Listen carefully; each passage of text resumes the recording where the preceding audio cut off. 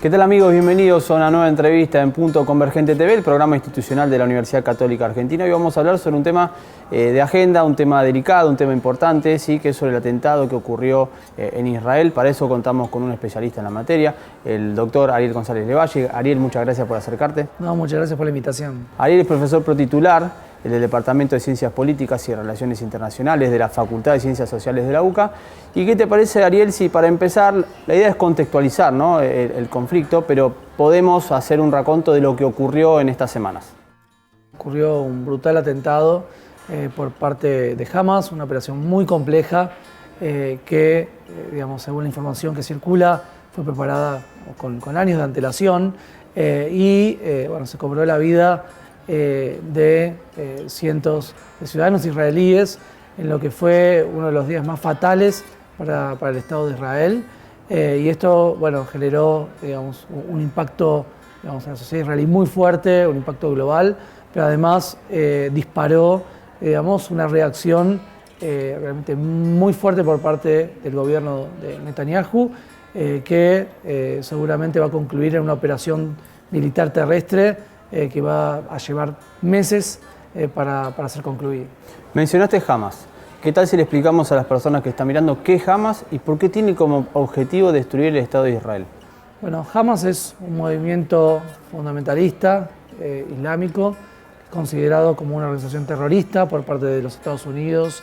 En este sentido, Hamas es un movimiento que nace como una excesión de la hermandad musulmana de Egipto, hace más de 4 décadas, y que defiende los derechos del pueblo palestino, según su perspectiva, con una visión centrada en una interpretación extrema del Islam, ¿no? Y en ese sentido, por un lado, compite por la legitimidad de quien representa a los palestinos, junto con la Autoridad Nacional Palestina, que fue fundada originalmente por Yasser Arafat, el famoso líder de este movimiento de liberación.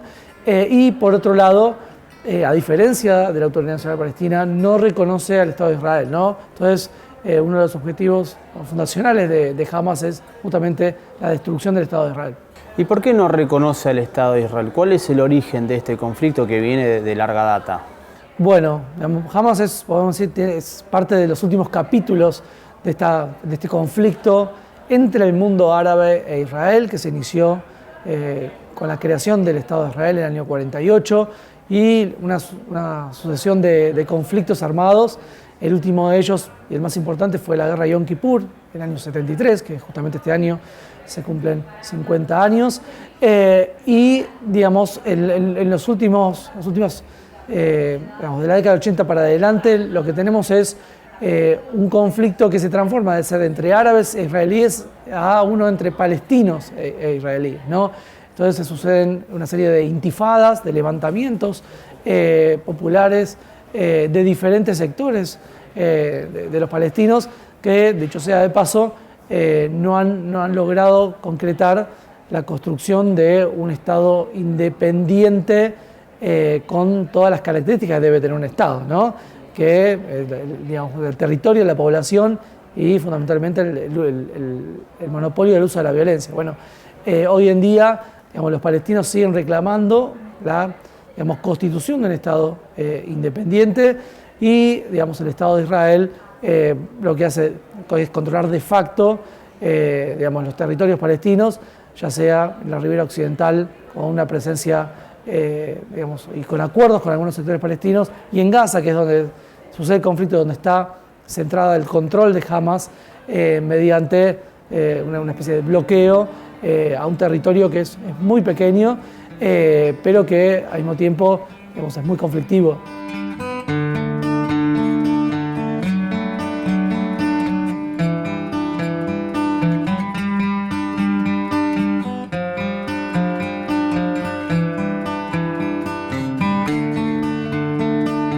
Ahora vamos a hablar y te quiero preguntar, esto vos recién dijiste cuando se creó el Estado de Israel, ¿no? ¿Por qué se creó? ¿De dónde vino? Pero si el territorio es muy pequeño, ¿sí? ¿Cuál es entonces el motivo por el cual este conflicto no cesa y por qué no reconocen entonces a Israel. Bueno, este es podemos decir, un conflicto que es multicausal, ¿no? Hay consideraciones de carácter religioso, ¿no? No tenemos que olvidar que, un movimiento de la comunidad judía a nivel internacional, desde fines del siglo XIX en adelante, para retornar a lo que consideran, la tierra prometida. En el caso del mundo islámico, en Jerusalén, por ejemplo, se encuentra el tercer lugar más importante para el Islam, que es la mezquita de Al-Aqsa. Y además de las consideraciones de tipo religioso, tenemos consideraciones de tipo político, estratégicas. Israel hoy en día, por ejemplo, es el principal aliado de Estados Unidos, conocido Occidente en la región, y esto genera, por ejemplo, muchas rivalidades encontradas, como el caso de la República Islámica de Irán, con Siria. Después tenemos disputas de carácter territorial, cual, la mayor parte todavía de los países de Medio Oriente no reconoce a Israel. Esto es un dato que a veces nos olvidamos, ¿no? Israel no es un país, entre comillas, normal para los países de la región, y además hay algunos países como Siria que tienen conflictos de tipo territorial, ¿no? Que no están delimitados como los Altos del Golán. Y además de eso tenemos la cuestión de la causa palestina, en la cual hay, una población que vivía ahí, que era de origen árabe y que, fue desplazada y en base a las resoluciones de Naciones Unidas no se ha cumplido la constitución de este Estado independiente, ¿no? Entonces, es un conflicto que tiene muchas aristas, es muy complejo y además de muy difícil resolución. ¿Le ves alguna posible solución o estos países y esta área siempre va a estar en conflicto? Porque recordemos que hubo un principio de acuerdo en Oslo que se firmó, que parecía que la situación se había calmado, pero otra vez es como que siempre se vuelve a lo mismo. ¿Cómo lo ves desde tu perspectiva? Bueno, creo que realmente es una situación muy compleja.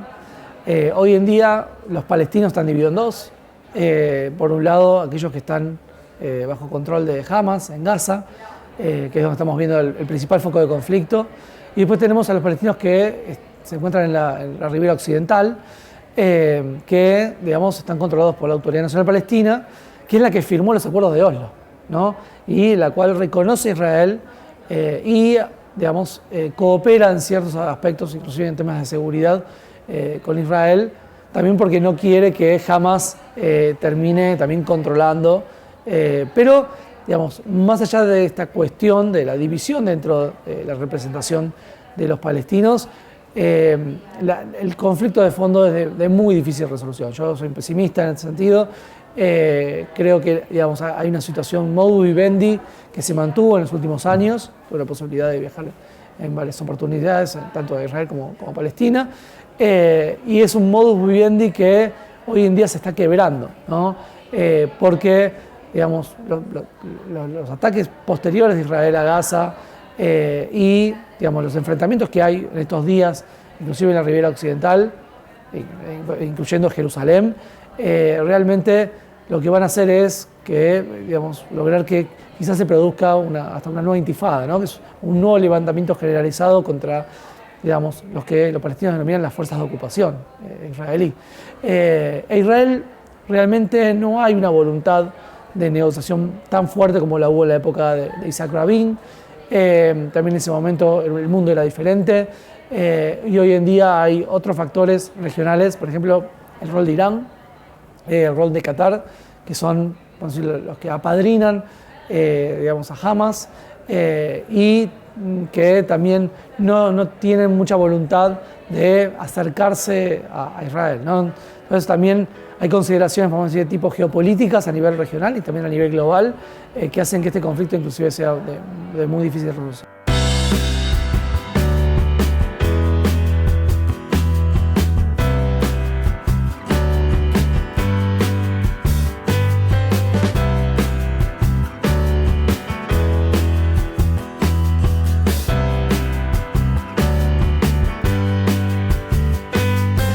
¿Por qué Qatar y apadrina a Hamas? Bueno, las oficinas del líder de Hamas, ¿ya?, se encuentran en Qatar, ¿no? y desde hace varios años.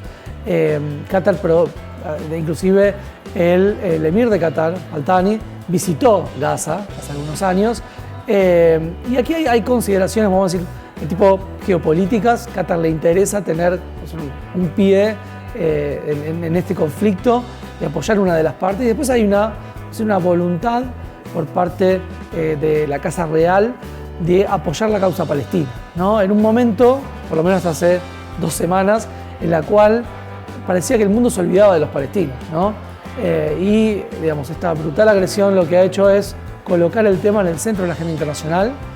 Hoy en día en Naciones Unidas, el Consejo de Seguridad de Naciones Unidas está discutiendo este tema. Digamos, la diplomacia de alto nivel está muy preocupada por las consecuencias de lo que puede suceder en las próximas semanas a partir de este conflicto, ¿no?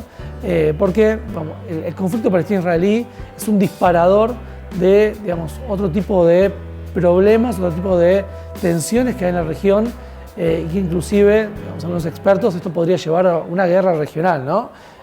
Con la apertura de un nuevo frente entre Hezbollah e Israel, digamos, ataques por parte de Irán, contraataques por parte de Israel a Irán y Estados Unidos también. Realmente es un contexto muy, muy delicado en la cual, digamos, tanto del lado israelí como del lado palestino no se ve una voluntad, y menos aún ahora, de negociar. Ariel, te agradecemos mucho cómo nos explicaste el conflicto, fuiste muy claro, ¿sí? Y bueno, la mirada es pesimista porque aparentemente es cultural y no va a haber solución, pero creo que ahora mucha gente puede entender bien por qué, de dónde viene y hacia dónde va. Muchas gracias.